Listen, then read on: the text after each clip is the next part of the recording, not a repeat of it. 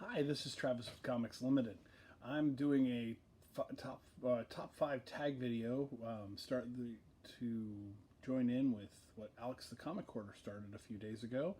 Bigby McFly tagged me, and so I'll tag a few other people.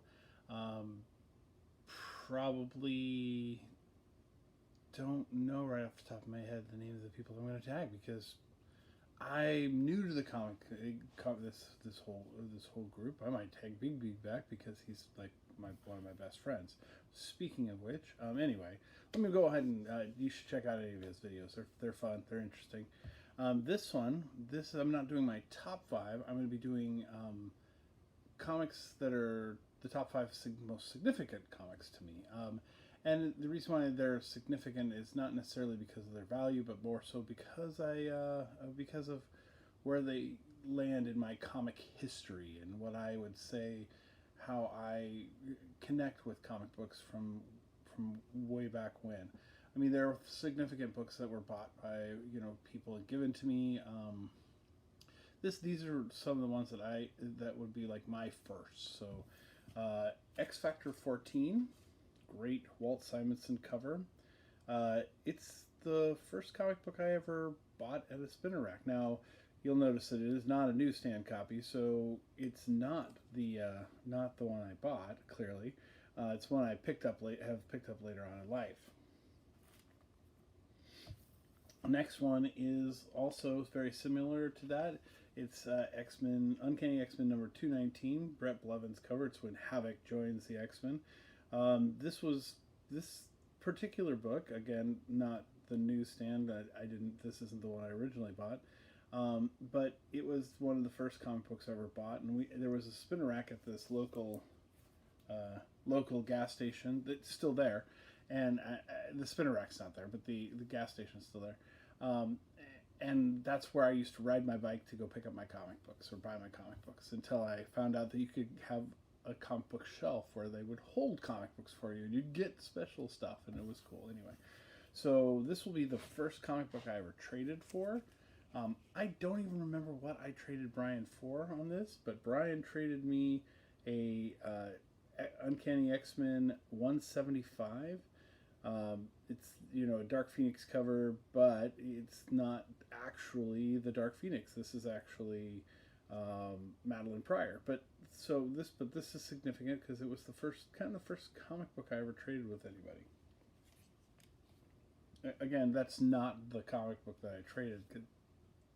I've bought and sold my collection so many times over the years since I was 13, 14 years old. I even sold my whole collection one year to earn money to go and do a summer activity. My senior year in high school, or right after my senior year in high school, there was a comic book store right near my house called Dreamscape Comics.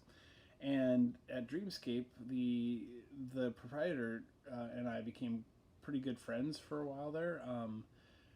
He was friends with another comic book store over in Portland, but what was cool is he let me sit in his space and draw and sell my drawings for 10% of my selling price. So it was usually 50 cents to every $5 I drew things, and several commissions of the Punisher that were that were of that time period. Whilce Portacio inspired, most likely, because Whilce Portacio was my favorite Punisher artist. I know other people have other artists that they love, and I've grown to love those artists too. But at the time, Whilce Portacio was the man. Anyway, that's not what I'm going to show you. This is what it was significant. Is that was the 92 was that year that Wildcats came out. This book was significant to me because it kind of speaks to my adult comic book collecting. This is when I started thinking about what I was going to buy, when I was going to buy it, how I was going to buy it, because I was on my own. Wasn't My parents weren't paying for things, and I was going to school, and which it's kind of weird. It's not too different right now. I'm going to school, and I work full time, and all those things as well. And then I do this stuff, and it's a lot of fun. And I hang out with Bigby McFly a lot, and we do some stuff. However, so the number 5 book for me, which is actually technically the number 1 book for me, because it's quintessential to who I am and who I grew up being from being a child. And in 1977, very significantly, as a child, I saw Star Wars in the theater. I was 4 years old, so it wasn't, how impressionable was that? But honestly, it's the first movie I remember going and seeing with my family multiple times. We saw it was a family affair. People came from across the state to where we live in Vancouver, Washington, to go to the theater that had Star Wars in it. So that being the case, I thought it would show Star Wars #1, Marvel Comics Star Wars #1. This is a newsstand edition. It is the 30-cent one, not the 35-cent price variant, because wow, wouldn't that be cool? But awesomely enough, this is actually the 3rd copy I've had of this. I also have the Whitman collectible version of it, and I have the True Believers version of it. That came out, like 5 years ago.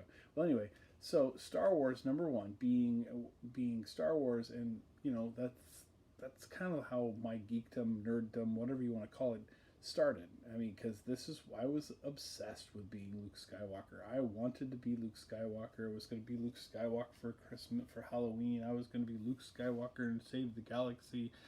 I wanted the yellow leather jacket from the end of the movie. I wanted to see him fight in that coat and just be Han Solo, Han Solo's little buddy. So, well, anyway, again, my name's Travis. I'm Comics Limited, and this is my top 5 tag video.